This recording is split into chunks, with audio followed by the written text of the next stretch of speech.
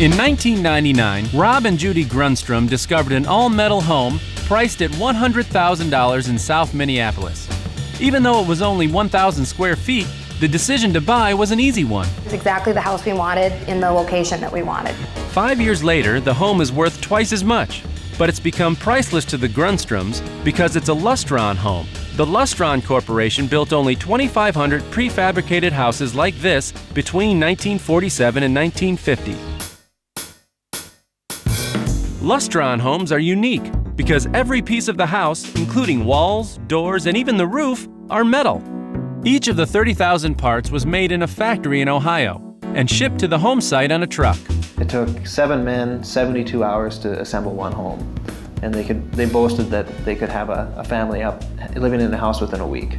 The construction of the homes may have been quick, but they were made to last. This home was built in 1949 and hasn't required a paint job, inside or out, since it was assembled. The whole house is made of porcelain enamel steel. Everything you see in the house has been original, untouched, never been painted, never been touched up, anything like that. So it's remarkably in excellent condition. Even the kitchen cabinets and counters are original. For $200,000, you might expect a bigger kitchen, but the unique design provides hidden space. There's all kinds of really great built-ins in the cabinets. It's actually an extremely efficient kitchen that sounds funny to say, but we find it really spacious. Space isn't the only challenge. Hanging lights and artwork is an issue too. Any hole drilled in the metal panel will be there forever and could take away from the home's future value. But where there's a will, there's a way. We use magnets, for instance, like this mobile here. Since it's a whole house of steel, you can put it anywhere, you can slide it around.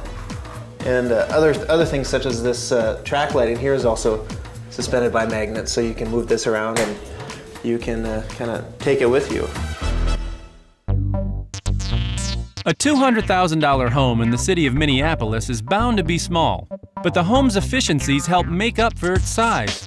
The size kind of puts people off. Realtors look at 5 or 10 things in a house, and in this house, it's got a whole different checklist, which to some people brings value.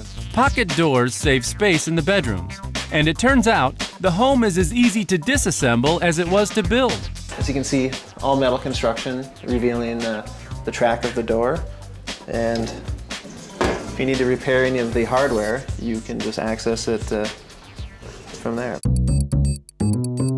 The couple counts themselves lucky to have a unique home in an area that is very popular in Minneapolis. It's a neighborhood full of parks, and the Grunstroms' house sits right across the street from a lake with a swimming beach. To be able to live in a city but still have lakes and creeks and paths and nature is just, for me, it just seems as good as it can get. So we just wanted to be in South Minneapolis because we love the city, but we also love being able to get outside and use the lakes. The Hale neighborhood is known for its proximity to downtown, Lake Nokomis, the Mall of America, and one landmark that many try to move away from. You know, a lot of people like being near the airport. However, the noise is a definite deterrent. There are plenty of people where they just don't care. They feel like noise is part of living in the city. Others will not consider entire districts just because they associate a district with air plate noise.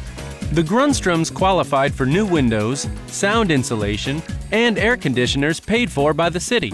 So a location near the airport actually goes in the plus column.